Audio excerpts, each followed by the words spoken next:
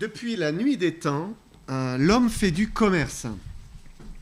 Peut-être au départ, on s'échangeait une peau de bête contre un pot d'huile ou un poulet contre autre chose. Hein. Mais en fait, très rapidement, dans l'histoire de l'humanité, on a commencé à échanger plutôt des objets et puis finalement des pièces, hein, de la monnaie. La première trace de l'argent dans la Bible se trouve lorsque Abraham a acheté la caverne de Macpéla, hein, pour y mettre Sarah, qui était décédée.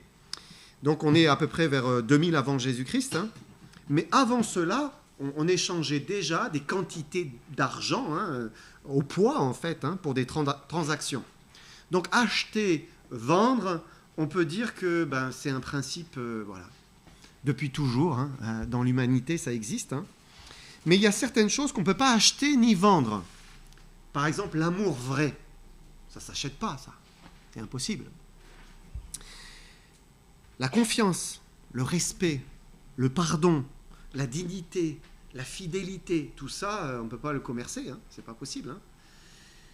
C'est également vrai dans le domaine spirituel, et notamment pour la grâce de Dieu. La grâce de Dieu, ça ne s'achète pas. Ça ne peut pas s'acheter. Comment comprendre la grâce de Dieu ? La grâce, elle est déroutante en fait. Hein. Elle est incompréhensible. C'est une faveur imméritée qui descend d'en haut et qui nous est accordée. C'est ça la grâce. Dieu offre généreusement. Et on va prendre ce matin une histoire qui nous parle de ce sujet, de la grâce. On va prendre 2 Rois, chapitre 5, et on va lire les versets 1 à 5. Il est dit, Naaman, chef de l'armée du roi de Syrie, jouissait de la faveur de son maître et d'une grande considération, car c'était par lui que l'Éternel avait délivré les Syriens. Mais cet homme fort et vaillant était lépreux. Or les Syriens, étant sortis par troupes, ils avaient emmené captive une petite fille du pays d'Israël, qui était au service de la femme de Naaman. Et elle dit à sa maîtresse, « Oh, si mon Seigneur était auprès du prophète qui est à Samarie, le prophète le guérirait de sa lèpre. » Naaman alla dire à son maître, « La jeune fille du pays d'Israël a parlé de telle et telle manière. » Et le roi de Syrie dit, « Va, rends-toi à Samarie, et j'enverrai une lettre au roi d'Israël. » Il partit, prenant avec lui 10 talents d'argent, 6000 cycles d'or et 10 vêtements de rechange. Je vais m'incliner courtement dans la prière. Seigneur, merci encore de bénir ces instants. Nous dépendons de toi pour tout et nous espérons en toi pour tout. Merci, Père, de nous avoir laissé cette histoire, Seigneur, qui est vraiment arrivée, Seigneur, et par laquelle bien, tu nous instruis, tu nous enseignes. Bénis-nous, Seigneur, s'il te plaît, par Jésus-Christ. Amen. Donc, le contexte nous parle d'un chef de l'armée du roi de Syrie, Naaman. Naaman est un homme qui est admiré, c'est un homme qui a beaucoup de succès, il a eu beaucoup de succès dans ce qu'il a fait, hein, dans ses guerres, etc.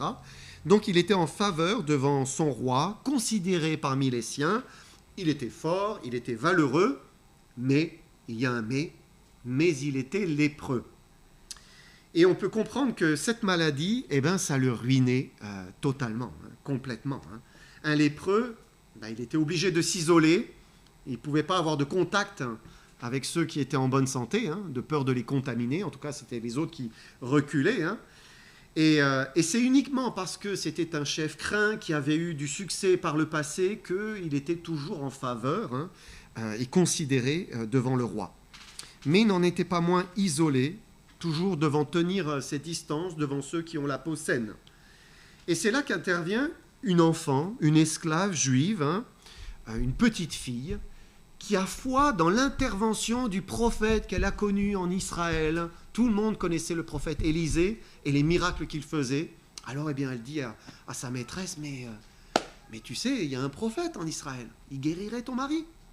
Alors, Naaman va voir le roi, comme nous l'avons lu, hein, et il obtient la liberté de pouvoir aller voir le roi d'Israël et puis le prophète Élisée. Et qu'est-ce qu'il va faire ? Il va prendre 10 talents d'argent, 6000 cycles d'or et 10 vêtements de rechange.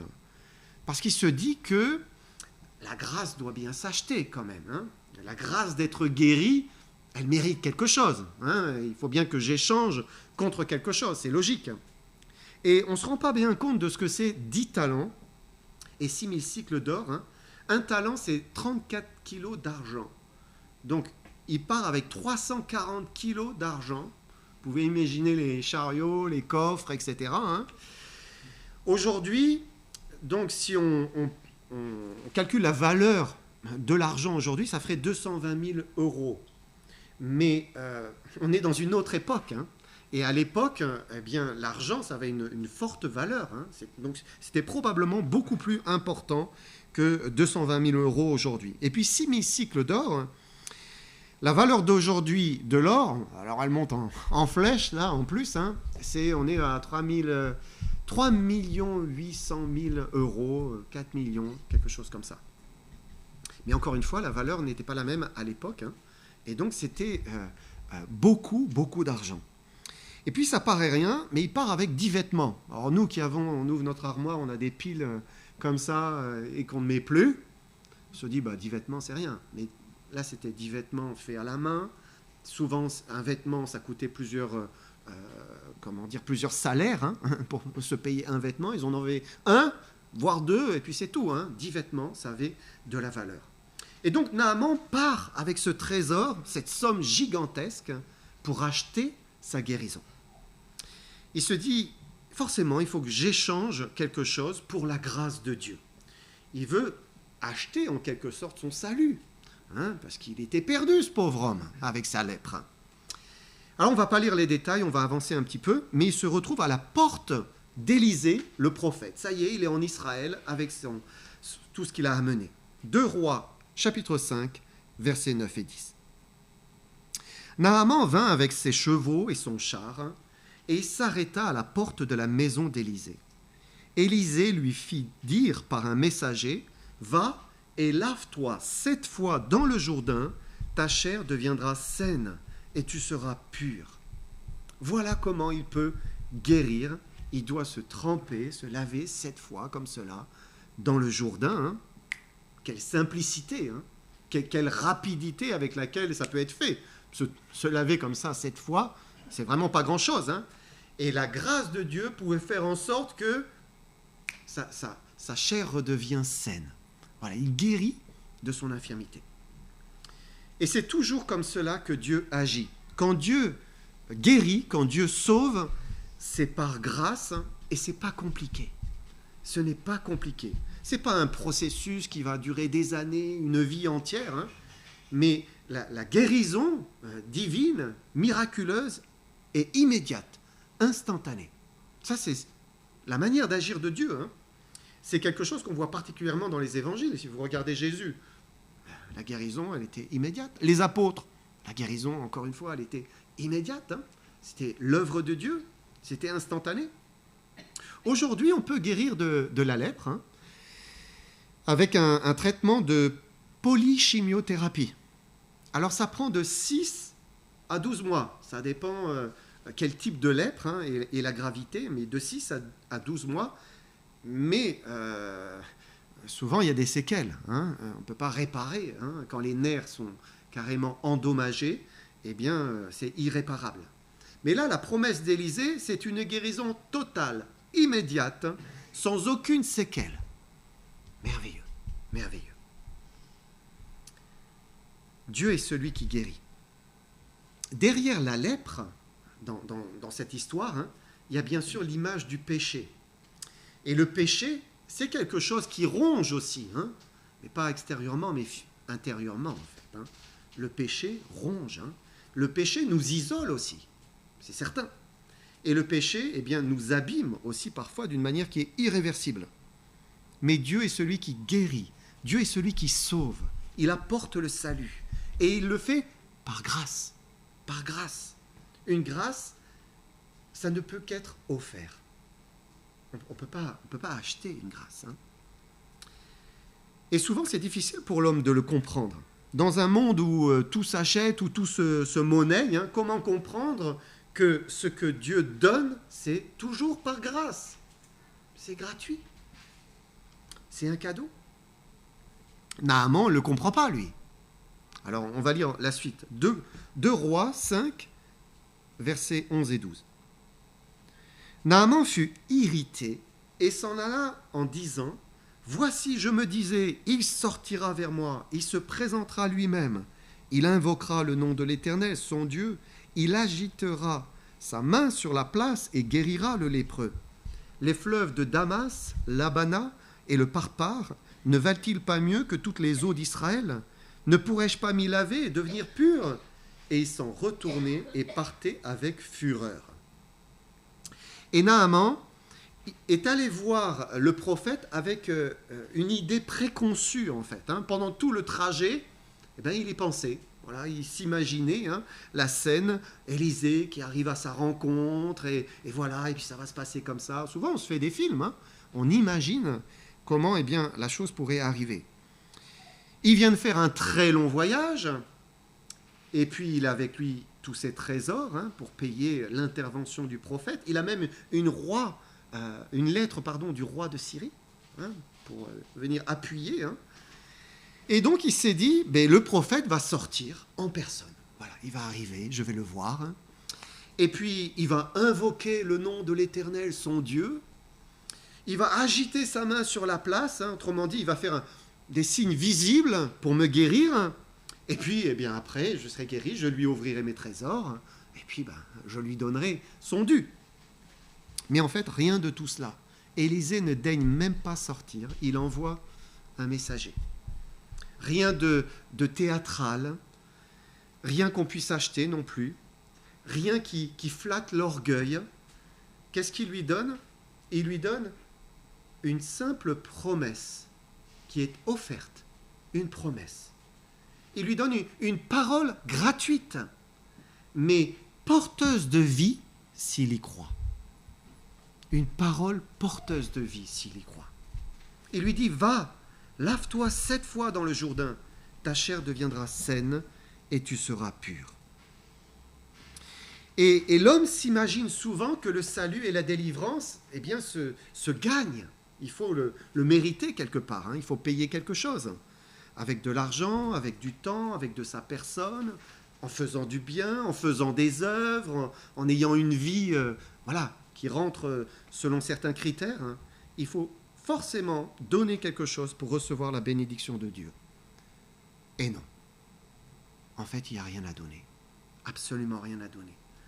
Dieu, dans sa parole, nous a donné des centaines et des centaines de promesses où la seule chose qu'il nous demande pour saisir, recevoir cette promesse, c'est la foi. Croire. Il dit simplement, crois. Je vais vous lire juste quelques promesses comme cela. Il dit par exemple, crois au Seigneur Jésus et tu seras sauvé. Simplement crois et tu seras sauvé. Une autre promesse, il dit, ne crains pas, crois seulement et ta fille sera sauvée. En fait, il donne cette promesse au centenier qui avait sa petite fille qui était très malade et puis qui va finalement mourir. Et on va lui annoncer la mort de sa petite fille alors qu'il est en chemin. Et Jésus lui dit, ne crains pas, crois seulement. Encore une promesse. Il va dire, quiconque vit et croit en moi ne mourra jamais. Crois-tu cela ? Il dit cela à Marthe. Marthe qui vient de perdre son frère, Lazare. Crois seulement. Ensuite, il dit à sa sœur Marie, juste après, ne t'ai-je pas dit que si tu crois, tu verras la gloire de Dieu ? De nouveau. On lit encore, quiconque croit en lui ne sera point confus. Ou bien encore, celui qui croit au Fils a la vie éternelle. Et je m'arrête là. En fait, des centaines de promesses où Dieu nous dit, crois. Crois simplement, saisis par la foi cette vérité et elle devient réelle dans ta vie. La foi, c'est ce que Dieu attend de l'homme, qu'il croit en ses promesses. Et c'est tout ce dont Naaman avait besoin. Simplement croire en la parole du prophète, cette parole qui était parole de Dieu, en fait, pour lui. Mais Naaman ne croyait pas. Il était furieux. Alors, nous lisons 2 Rois 5, verset 13. ses serviteurs s'approchèrent pour lui parler, et ils dirent, « Mon père, si le prophète t'avait demandé quelque chose de difficile, ne l'aurais-tu pas fait? Combien plus dois-tu faire ce qu'il t'a dit? Lave-toi et tu seras pur. » Et l'homme, voilà, il est prêt à faire des choses très difficiles, des pèlerinages, à mettre tout son argent dans voilà, un pèlerinage, tout son temps, et il est prêt. Et Dieu lui dit non, renonce à tout ça, crois, simplement crois. Et Naaman s'est calmé, et puis il s'est dit, et si c'était vrai? Si c'était vrai. Alors il a ravalé son orgueil, et il a fait ce que le prophète lui demandait de faire. 2 Rois 5, verset 14. Il descendit alors et se plongea 7 fois dans le Jourdain, selon la parole de l'homme de Dieu. Et sa chair redevint comme la chair d'un jeune enfant. Il fut pur. On a du mal à imaginer ce qu'il a pu ressentir. Être rongé par la lèpre, être un paria, maintenir tout le temps une distance vis-à-vis de ses semblables, et d'un seul coup, ça y est, l'épreuve disparaît, c'est la guérison complète, totale. C'est fini, l'épreuve est terminée. Il va pouvoir prendre sa femme dans ses bras sans craindre quoi que ce soit. Imaginez ce qu'il a ressenti. Dieu agit de cette manière quand il fait grâce. Dieu délivre, Dieu guérit, Dieu sauve, simplement par la foi. Et donc, après avoir vécu la guérison, Naaman, on peut dire, va réellement se convertir au Dieu d'Israël. On va lire la suite, 2 Rois 5, 15 à 17. Naaman retourna vers l'homme de Dieu avec toute sa suite. Lorsqu'il fut arrivé, il se présenta devant lui et dit, « Voici, je reconnais qu'il n'y a point de Dieu sur toute la terre, si ce n'est en Israël. Et maintenant, accepte, je te prie, un présent de la part de ton serviteur. » Élisée répondit, « L'Éternel dont je suis le serviteur est vivant, je n'accepterai pas. » Naaman le pressa d'accepter, mais il refusa. Alors Naaman dit, « Puisque tu refuses, permets que l'on donne de la terre à ton serviteur, une charge de 2 mulets, car ton serviteur ne veut plus offrir à d'autres dieux ni holocauste, ni sacrifice. Il n'en offrira qu'à l'Éternel. » Ça y est, Naaman désormais ne croit plus qu'en l'Éternel, le vrai Dieu. Ça veut dire qu'il a rejeté tous ses faux dieux, toutes ses idoles, tout ce qu'il avait auparavant. Tout ça, c'est fini. Tous ces mensonges, c'est terminé. Son Dieu, c'est l'Éternel, le Dieu d'Israël. Et à l'époque, on pensait que on ne pouvait adorer son Dieu que à la terre de la nation, sur la terre de la nation à laquelle il était lié. Et donc il se disait, mais c'est en Israël qu'on adore l'Éternel, le vrai Dieu. Alors, eh bien, il dit, laisse-moi prendre de la terre, et puis je vais me faire un carré chez moi, et comme ça j'adorerai l'Éternel sur la terre d'Israël. Une adoration pour lui qui serait authentique. Et il est vraiment converti à l'Éternel. Juste avant, il était en train de mépriser le Jourdain, les eaux. Il dit, mais c'est quoi ça, ces eaux? Est-ce que les fleuves de la Syrie sont pas bien mieux? Et maintenant, il dit, laisse-moi prendre de la terre pour adorer l'Éternel sur la terre d'Israël. Il y a un autre fruit visible de sa conversion au vrai Dieu. 2 Rois 5, 18 à 19. « Voici toutefois ce que je prie l'Éternel de pardonner à ton serviteur. Quand mon maître entre dans la maison de Rimon pour s'y prosterner, et qu'il s'appuie sur sa main, je me prosterne aussi dans la maison de Rimon. Veuille l'Éternel pardonner à ton serviteur, lorsque je me prosternerai dans la maison de Rimon. » Élisée lui dit, « Va en paix. » Donc Naaman est au service du roi de Syrie, il ne peut pas s'affranchir de son maître comme cela. Alors sachant que ponctuellement, il se retrouve dans la maison de Rimon avec le roi de Syrie, il demande, « Oh, de grâce, que Dieu ne me juge pas pour cela. » Et ça nous montre que maintenant, Naaman est sensible au péché. Il est sensible. Il y a un vrai changement en lui, une transformation. Et la conversion à l'Éternel, au vrai Dieu, à Jésus-Christ, elle amène une transformation intérieure dans la conscience. On prend conscience, ah ça je ne peux plus le faire, c'est fini, c'est terminé. Et on commence à réformer sa vie, à changer, à être transformé. Parce qu'on a conscience, il y a des choses qui sont coupables, qui déplaisent au Seigneur, parce qu'elles sont péchées. Ça me fait penser, quand on était à Madagascar, je vous avais raconté, on était avec Ando, on avait une réunion avec le menuisier. On devait lui demander de préparer les tables, les bancs, etc. pour l'école à Madagascar. Et puis finalement, on en est venu à lui annoncer l'évangile. Hein. Et puis il a prié avec Ando, on a prié, et puis il a accepté le Seigneur. Merveilleux! Et puis on devait faire autre chose. Et donc on lui dit, peut-être on peut t'offrir un verre, tu peux boire quelque chose au restaurant, et puis comme ça, nous, on peut faire ce qu'on doit faire. Et donc, il prend ses deux ouvriers, ses deux acolytes, hein, et puis ils vont au restaurant. Qu'est-ce que vous voulez boire? Une bière. Alors, bon, servez-leur 3 bières. Nous, on s'en va. Et puis plus tard, il nous raconte, hein, il n'a pas pu toucher à sa bière, parce qu'il est alcoolique, cet homme. Il était alcoolique. Et il s'est dit, mais je ne peux plus, ça. C'est fini. C'était immédiat. On venait de prier 5 minutes plus tôt. Incroyable. Et il a donné sa bière aux deux ouvriers. Et parce que quand on vient à Dieu et à Jésus-Christ, il y a un changement. Il y a une transformation. On n'a plus envie de faire les choses que nous faisions autrefois. C'est terminé. Dieu nous libère. Et Naaman était ainsi. Maintenant, il était sensible. Tout de suite, il s'est dit, oh, mais ça, c'est pas possible. Aller dans la maison de Rimon comme ça, non, c'est un faux Dieu. Je ne peux plus faire ça. Alors, il a demandé grâce. Et il a compris que la grâce ne s'achète pas. Il a compris qu'elle est gratuite, elle est offerte, c'est la grâce. Mais notre histoire, elle nous permet de comprendre aussi que la grâce ne se vend pas. Et on va prendre la suite, 2 Rois 5, 19, la deuxième partie que nous n'avons pas lue, jusque 24.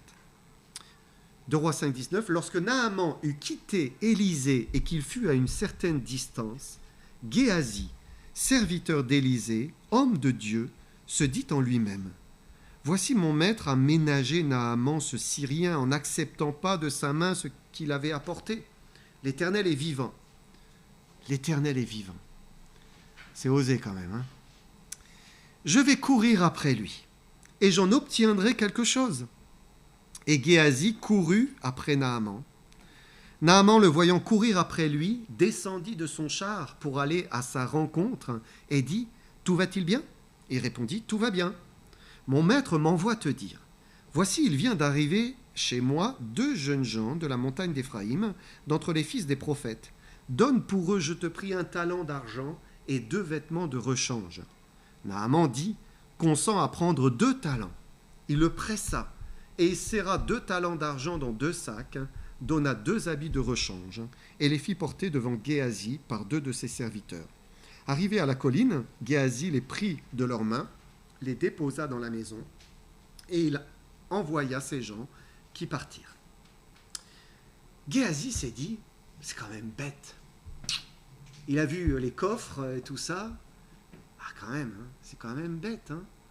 Après tout, il y a quand même un service qui a été rendu. Hein, c'est normal qu'il donne quelque chose. Hein. Et donc, il va recevoir 2 talents, 2 vêtements de rechange, une fortune, hein, pour l'époque encore. Hein. Mais le service rendu, c'est pas Géasi qui l'a rendu. Hein, c'est Dieu. C'est Dieu qui a guéri. Hein, c'est son œuvre. C'est Dieu qui a intervenu pour libérer le lépreux. Et par Élisée, c'est Dieu aussi qui avait refusé tout salaire, toute récompense, tout don. Dieu est toujours celui qui donne. Il donne. C'est lui qui offre. Il accorde sa grâce par pure bonté. Elle ne s'échange pas, elle ne se monnaie pas. C'est d'ailleurs ce que Jésus a dit à ses disciples. Hein. Si vous prenez l'Évangile, la Bible est un ensemble qui est tout à fait cohérent hein, en ce qui concerne la bénédiction qu'il devait apporter. Il a dit, guérissez les malades, ressuscitez les morts, purifiez les lépreux, chassez les démons, vous avez reçu gratuitement, donné gratuitement. Voilà. Dieu n'a jamais voulu qu'on fasse payer la guérison, hein, ou une délivrance, ou le salut. Hein. Ce n'est pas une prestation payante, hein. C'est un cadeau divin. C'est le ciel qui le donne, parce que Dieu sauve gracieusement. Et vous savez, dans le monde évangélique, hein, ou religieux, hein, si on veut votre argent pour la bénédiction, pour la guérison, pour le salut, c'est pas Dieu. C'est des hommes. C'est des hommes cupides, des hommes qui aiment l'argent, parce que Dieu, lui, il donne gracieusement, voilà, sans jamais le vendre. Mais c'est intéressant de voir ce qui se passe pour quelqu'un qui pense pouvoir faire de l'argent avec la piété. Ceux qui pensent hein, que la piété est une source de gain, comme dit l'apôtre Paul. 2 Rois 5, versets 25 à 27. Puis il alla se présenter à son maître, donc Géasi, et Élisée lui dit, « D'où viens-tu, Géasi » Il répondit, « Ton serviteur n'est allé ni d'un côté ni d'autre. » Mais Élisée lui dit, « Mon esprit n'était pas absent lorsque cet homme a quitté son char pour venir à ta rencontre. Est-ce le temps de prendre de l'argent, de prendre des vêtements, puis des oliviers, des vignes, des brebis, des bœufs, des serviteurs, des servantes? La lèpre de Naaman s'attachera à toi et à ta postérité pour toujours. » Et Géasi sortit de la présence d'Élisée avec une lèpre comme la neige.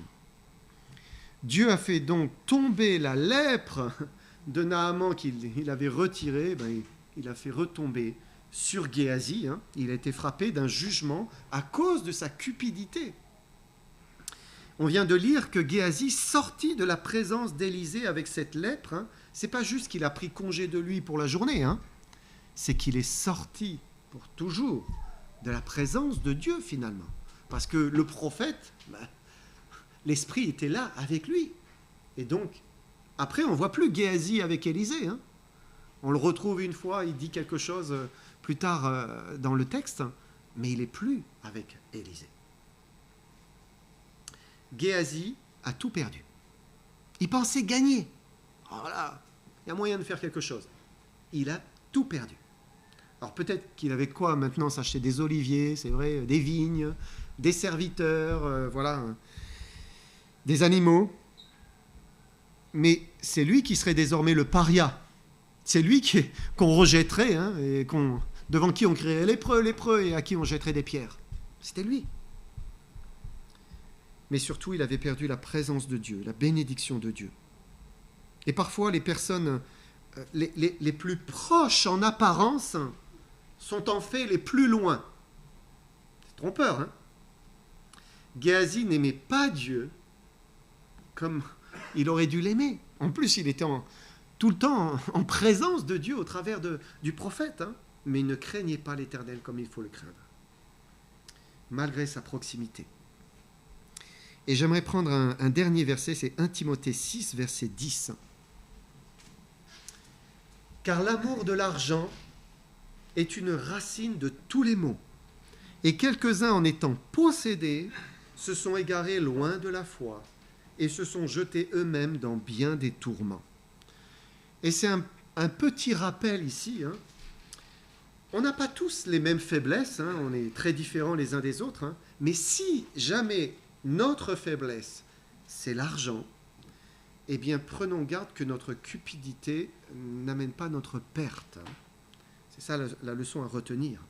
Apprenons au contraire la générosité et apprenons à donner gratuitement comme nous recevons gratuitement. La grâce ne s'achète pas. La grâce ne se vend pas non plus. Hein. La grâce s'offre. C'est Dieu lui-même qui l'offre. Hein. Il veut la déverser sur nous et il n'y a qu'une condition, c'est croire. Amen.